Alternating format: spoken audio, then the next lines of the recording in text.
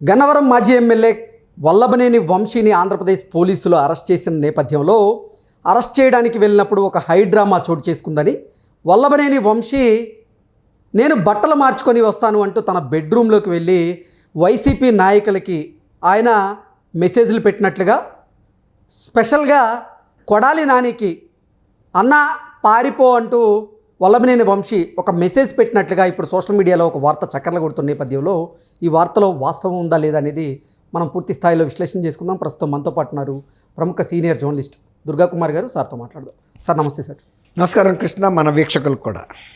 Sir, Jaganmohan Reddy ముఖ్యమంత్రిగా ఉన్న సమయంలో అధికారాన్ని అడ్డం పెట్టుకొని మాజీ ఎమ్మెల్యే వల్లభనేని వంశీ తన ప్రత్యర్థుల మీద పరుష పదజాలంతో ఆయన విరుచుకుపడినది అందరం చూసాం. అయితే ఒక దళితుడిని ఆయన నిందించినటువంటి కేసులో ఈరోజు ఆంధ్రప్రదేశ్ పోలీసులు అయితే ఆయన్ని అరెస్ట్ చేయడం జరిగింది. ఆయన్ని అరెస్ట్ చేసే సమయంలో ఒక హైడ్రామా చోటు చేసుకుందని ఆయన వైకాపా నాయకులకి కొన్ని మెసేజ్లు పెట్టినట్లుగా, అలాగే తన స్నేహితుడైనటువంటి కొడాలి నానికి కూడా కొడాలి నాని గారు పారిపోండి అంటూ ఒక మెసేజ్ పెట్టినట్లుగా ఒక వార్త సోషల్ మీడియాలో చక్కర్లు కొడుతుంది. ఏంటి సార్, ఆ వార్తలో వాస్తవం ఉందా? ఒకటి కృష్ణ గారు, ఇప్పుడు నేను ప్రమాదవశాత్తు మునిగిపోతున్నాను, మీరు నా స్నేహితుడు, మీరు ఒడ్డునున్నారు, నేను ఏం చెప్తాను, నువ్వు ఒడ్డుకెళ్ళిపో అని చెప్తా కదా. ఎందుకంటే నేను మునిగి చనిపోతున్నప్పుడు కనీసం మిమ్మల్ని హెచ్చరించడం అనేది స్నేహితుడిగా ఎవరమైనా చేసే పనే.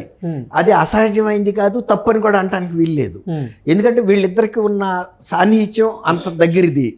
తర్వాత ఇంకొక చిన్న విషయం ఏంటంటే ఇక్కడ గమనించాల్సింది, గతంలో జగన్మోహన్ రెడ్డి గారి టైంలో అరెస్ట్ చేసే సందర్భాల్లో బన్నీ మీద ఉంటే ఎవరన్నా వ్యక్తి బన్నీ మీద తీసుకెళ్ళిపోయారు తప్ప బట్టలు వేసుకోవడానికి టైం ఇవ్వలేదు. మరి పోలీసులకి కూటమి ప్రభుత్వం వచ్చిన తర్వాత ఎక్కువ సంస్కారం నేర్పారు.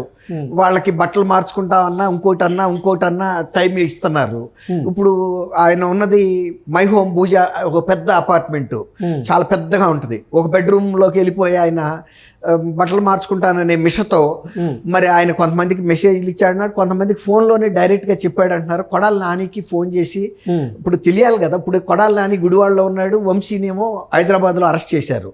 ఇప్పుడు హైదరాబాద్లో అరెస్ట్ చేయగానే ఇప్పుడు ఒకవేళ ఆ కొడాలి నాని కూడా అరెస్ట్ అవుద్దనే భయం ఇతనికి ఉంటుంది. కాబట్టి ఒక అలర్ట్ ఇవ్వటంలో స్నేహితుడిగా ఇవ్వకపోతే ద్రోహం అవుతుంది. తను అరెస్ట్ అయినప్పుడు గబాల్ అది ఒక నిమిషంలో అర సెకండ్లో చెప్పేశాడు. చెప్పినప్పుడు పోలీసులకు కూడా ఇక్కడ అనుమానం వచ్చిందని అంటున్నారు, ఎవరితో మాట్లాడారని. ఎవరితో మాట్లాడి ఏం లేదు, నేనేదో మా ఫ్యామిలీ మెంబర్స్తో మాట్లాడారని అన్నాడని అంటున్నారు. అన్న తర్వాత వెంటనే ఆయన ఫోన్ని తీసుకుని చూశారంటున్నారు. చూస్తే ఇది కొడాలి నానికి కొంతమందికి మెసేజ్లు పెట్టినట్టు అయితే ప్రూవ్ అయింది. దాంట్లో రికార్డెడ్ అవుతుంది కదండి. ఇప్పుడు కొడాలి నాని అతని పేరు ఉంటుంది కదా రికార్డులో. అది వెంటనే వీళ్ళు గమనించారు. ఎందుకు నువ్వు ఆయనకి ఫోన్ చేశావంటే నేను ఏదో ఊరికే చేశాను, కలవలేదు అన్నట్టు మాట్లాడాడంట. కానీ కాల్ అయితే మెటీరియలైజ్ అయిందని అంటున్నారు. అది మెసేజ్ ఏదో ఒక 3-4 సెకండ్స్లోనే చెప్పాడు. ఇప్పుడు మీరు అన్నట్టు అన్న నన్ను అరెస్ట్ చేశారు, జాగ్రత్త అన్నట్లు. అంతే. జాగ్రత్త అంటే అతను చెప్పక్కర్లా, తను జాగ్రత్తలో తను ఉంటాడు. మరి ఒక స్నేహితుడిగా తను చెప్పటంలో తప్పు అని మనం ఎట్లా అంటాం? ఇప్పుడు వాళ్ళిద్దరూ గతంలో ఒకే మంచం ఒకే కంచం అన్నట్టు బతికిన వ్యక్తులు. మరి ఈయన అరెస్ట్ అయ్యాడు. తర్వాత ఇతని దగ్గర వంశీ దగ్గర ఇది ఏంటంటే, గతంలో ఫస్ట్లో ఎలక్షన్లో గెలిచినప్పుడు ఒక ఫెయిర్నెస్ ఉండేదండి నియోజకవర్గ ప్రజల పట్ల కానీ పార్టీ పట్ల కానీ.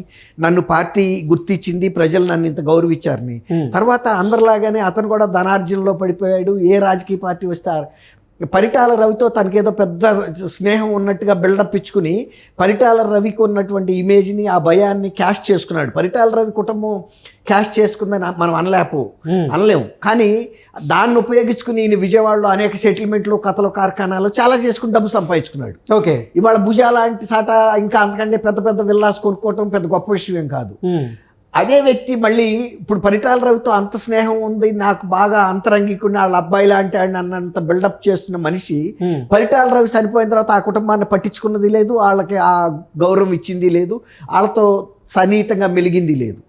మళ్ళీ అదే వ్యక్తి 2014 ఎలక్షన్లప్పుడు జగన్మోహన్ రెడ్డి పాదయాత్ర ప్రచారం చేస్తున్నప్పుడు విజయవాడ బెంచ్ కంపెనీ దగ్గర, విజయవాడకి గుండికాయ లాంటి ప్లేస్లో బెంచ్ సర్కిల్ దగ్గర వెళ్ళి ఆయన ఆలింగనం చేసుకున్నాడు. అప్పుడు ఈయన తెలుగుదేశంలో ఉన్నాడు, అతను వైఎస్ఆర్సీపీలో ఉన్నాడు. ఒక రాంగ్ సందేశం పంపించాడు ఒక ప్రజలకి. అంటే నువ్వు తెలుగుదేశంలో ఉండి వైఎస్ఆర్సీపీ అధినేతను వెళ్ళి బెంజి కంపెనీ సర్కిల్లోనే ఆలింగనం చేసుకోవాలా? నువ్వు ఒకవేళ ఆయన బస్ చేసిన ఇంటికి ఏ రాత్రిపూట వెళ్ళి ముద్దులు పెట్టుకుంటే నిన్ను ఎవడొద్దన్నాడు? కానీ ఒక బహిరంగ ప్రదేశంలో ఒక సందేశం, అంటే తెలుగుదేశం వాళ్ళకి ఇతను జగన్మోహన్ రెడ్డి నాకు చాలా ముఖ్యుడు, రేపు గెలవబోతున్నాడు అన్న ఒక సందేశం ఇచ్చినట్టుగా, తర్వాత తెలుగుదేశం వాళ్ళ నైతికతను దెబ్బతీసి వైఎస్ఆర్సీపీ వాళ్ళ నైతికతను బలపరిచే విధంగా చేశాడు. అసలు ఆ రోజే చంద్రబాబు నాయుడు గారు అసలు ఆయన పార్టీ నుంచి డిస్మిస్ చేయాల్సిన అవసరం ఉండింది. అయినా కూడా ఆయన స్వతహా తరహా ఏంటంటే చంద్రబాబు నాయుడు గారు ఎప్పుడు తొందరపడ్డాం, కానీ ఇట్లాంటి అంశాల్లో తొందరపడపోవటం కూడా తప్పే.